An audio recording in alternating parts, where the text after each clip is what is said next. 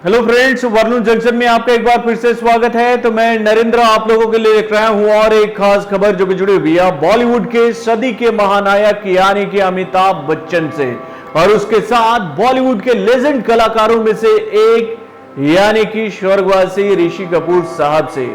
दोस्तों, आपको तो पता ही है कि ऋषि कपूर साहब का कल निधन हो गया है और उसके बाद से ही बॉलीवुड जो है वो सदमे में है। यानी कि लगातार ऋषि कपूर साहब को याद करके बॉलीवुड के जितने भी सितारे हैं अपनी मन की बातें सबके सामने रख रहे हैं। तो दोस्तों, अभी हाल फिलहाल में ही अमिताभ बच्चन ने भी अपने सबसे करीबी दोस्त यानी कि ऋषि कपूर साहब के लिए एक बहुत ही भावुक करने वाला पोस्ट लिखा है। तो चलिए हम आपको बताते हैं कि अमिताभ बच्चन ने अपने इस पोस्ट में क्या लिखा।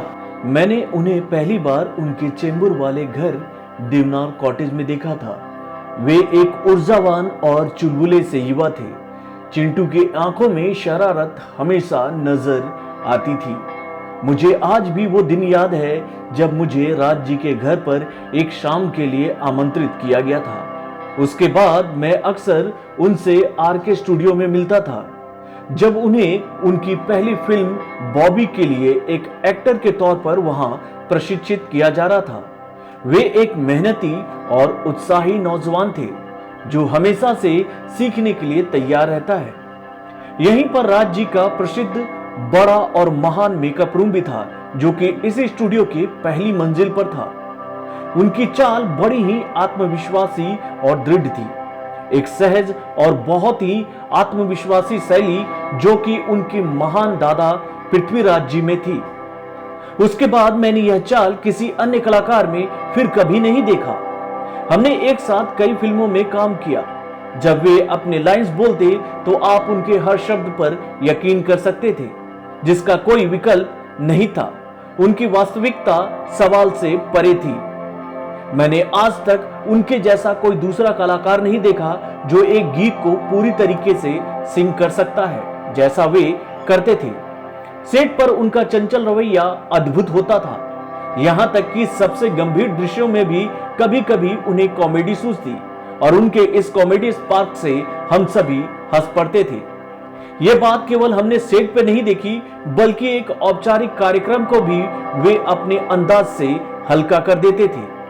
वे शूट के लिए तैयार होने तक या तो कार्ड खेलते या फिर अपने जटिल बैगाटेले बोर्ड को बाहर निकालते और दूसरों को खेलने के लिए आमंत्रित करते, सिर्फ मनोरंजन के लिए नहीं बल्कि एक गंभीर प्रतियोगिता के लिए। अपने उपचार के दौरान उन्होंने कभी भी अपनी स्थिति पर दुख नहीं जताया। वह हमेशा कहते कि जल्द ही मिलते हैं, बस अस्पताल का रूटीन विजिट है, मैं जल्द ही वापस आऊंगा।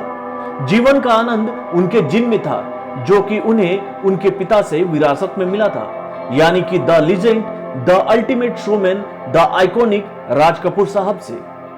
मैं उनसे अस्पताल में मिलने कभी नहीं गया था। मैं उनके मुस्कुराते हुए चेहरे पर संकट नहीं देखना चाहता था, लेकिन मैं निश्चिंत हूं कि जब वह गया होगा वह एक सौम्य मुस्कान के साथ चला गया होगा। तो दोस्तों, जिस तरीके से अमिताभ बच्चन ने अपनी बात सबके सामने रखी है उसको देखने के बाद तो हम ये कह सकते हैं कि युगों युगों तक ऋषि दा के इस अभिनय को लोग नहीं भुला पाएंगे। यानी कि उनका जो योगदान रहा है बॉलीवुड में उसको देखने के बाद हर कोई यही बोलता रहेगा कि बॉलीवुड का असली रोमांटिक किंग अगर कोई था तो वो ऋषि कपूर साहब थे। तो आप अपने कमेंट के माध्यम से जरूर बताइएगा कि आपको ऋषि कपूर की कौन सी फिल्म सबसे ज्यादा पसंद है। तो बॉलीवुड से जुड़े और भी कई सारे खबरों को जानने के लिए हमारे चैनल वर्लून जंक्शन को लाइक सब्सक्राइब करना ना भूले और हमारे अपडेट्स को जानने के लिए बेल आइकन को जरूर दबाएं।